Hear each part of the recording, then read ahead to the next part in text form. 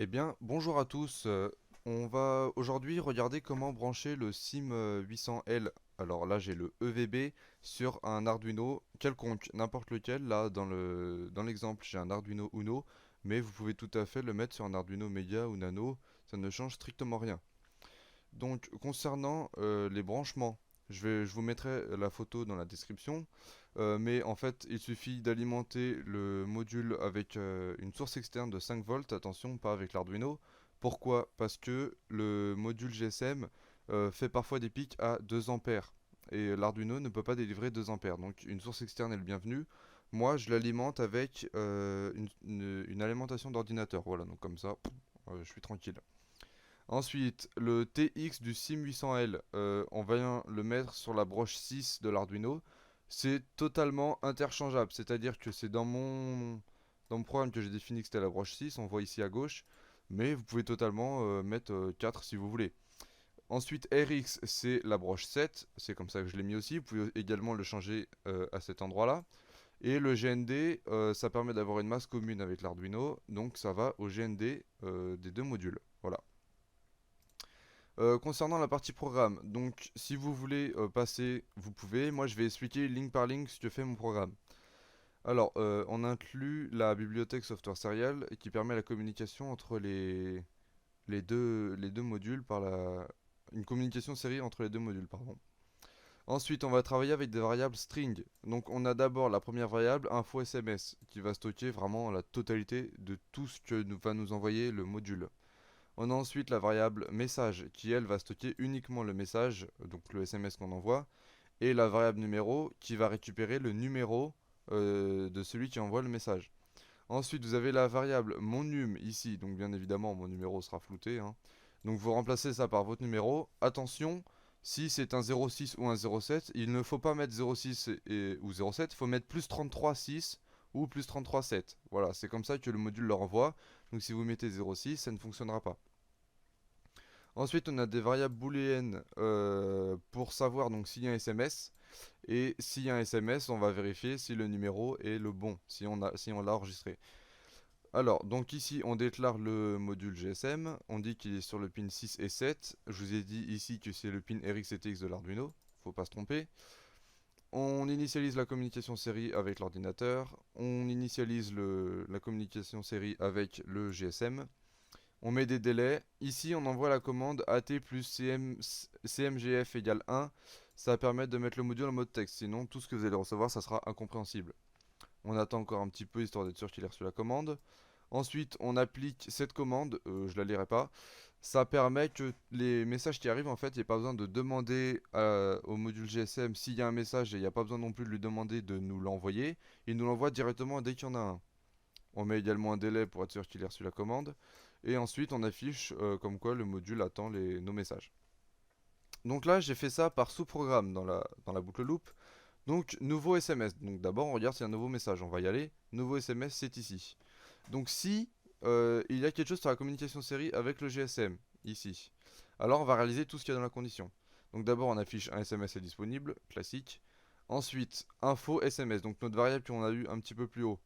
On dit que c'est égal à tout ce que va nous envoyer le module GSM avec la commande .withString. Et on la stocke donc dans info SMS. On affiche info SMS pour avoir la totalité des informations. Ensuite, on déclare deux marqueurs, le début du numéro et la fin du numéro, ils sont ici. Donc info sms.indexOf et ensuite entre guillemets, entre apostrophes pardon, on met le guillemet. Cette fonction, donc c'est écrit ici en français, hein, demande à l'Arduino de rechercher le premier guillemet dans la variable info SMS et on saura que c'est là que commencera le numéro de téléphone. Également pareil pour le fin numéro, mais en fait ça cherche le guillemet d'après celui qui est situé au niveau de début numéro. Je ne sais pas si c'est très clair, mais en gros, on cherche le premier guillemet et ensuite on cherche le deuxième guillemet dans la variable info SMS afin de récupérer le numéro de téléphone. Ensuite, donc on stocke dans le numéro le contenu de ce qu'on essaye de prélever. Donc info sms.substring afin de retirer. Donc on retire de début numéro plus 1 afin de retirer le guillemet et de fin numéro. Voilà, et ainsi on récupère le numéro de téléphone. Ensuite, on fait pareil pour le début du message. Donc, le début du message commence après le dernier guillemet qu'il y a dans la variable info SMS. Et donc, on demande de rechercher le dernier guillemet. Voilà. Ensuite, on retire, on extrait le contenu du message d'info SMS et on le stocke dans la variable message. Voilà, bon là c'est les commandes, je vous laisse essayer de comprendre. On affiche donc 2 pour ensuite afficher le numéro de téléphone et le message est pour ensuite afficher le message. On dit qu'il y a eu un nouveau message et ensuite la boucle est finie, on retourne dans le programme loop. Donc si il y a un SMS, on teste le numéro, donc on va y aller, c'est très court. Si numéro.equals mon num, donc le numéro que j'ai mis un petit peu plus haut, en fait ça vérifie si donc le numéro de téléphone de celui qui a envoyé le message est bien le vôtre ou celui d'un de vos proches. Donc ça affiche le numéro est valide et ça passe la variable num à 1. On retourne en haut, test numéro, donc on l'a fait, SMS égale 0, ça permet de réinitialiser les variables pour pas que ensuite, une fois qu'on envoie un message, bah, ça tourne en boucle dans le message. Ça tourne en boucle dans l'Arduino, pardon. Donc si le numéro est bon, on teste le message, on regarde si le message qu'on a envoyé il est bon. Donc, et on remet le numéro à 0 afin de réinitialiser. Donc on va aller voir test message, voilà. Si message.equals c'est égal à faux contact, donc c'est le nom de ma chaîne. Donc si en gros le message qu'on a envoyé c'est faux contact, attention, il faut bien faire attention à bien mettre les majuscules, les points, les espaces, tout ça. Et bien on affiche le programme est fini et le programme est fini, donc on repasse ça à 0 et l'Arduino reboucle. Voilà, donc on va regarder ce que ça donne. Je vous mettrai pareil le lien, enfin le programme dans la description. Donc ça, voilà, ça c'est parce que le GSM nous a envoyé, a répondu à l'Arduino lorsque l'Arduino lui a envoyé les premières commandes qui sont ici. Bon, ne faites pas attention, ça vous permet de savoir en même temps si la communication sérielle marche. Donc je vais tout de suite envoyer faux contact.